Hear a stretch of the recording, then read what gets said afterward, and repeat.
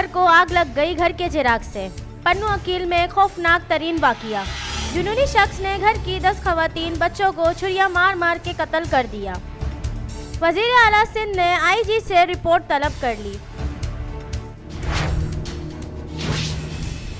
एहतसाब से पीछे हटे तो मुल्क का कोई मुस्तकबिल नहीं होगा। वजीर आजम इमरान खान ने एक बार फिर अपनी तरजीहात बता दी।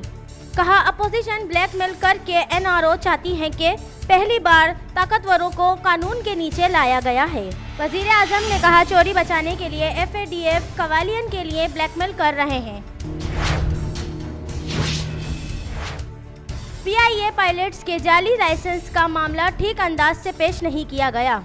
इमरान खान ने अहम मामले में हुकूमती गलती तस्लीम कर ली। कहा, इंक्वायरी रिपोर्ट खौफनाक थी।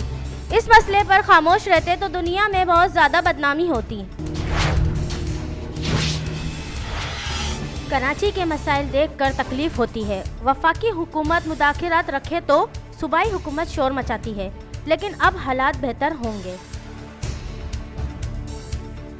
कराची के करीब जजीरे में जदीद शहर बसाने की खुशखबरी सुना दी गई।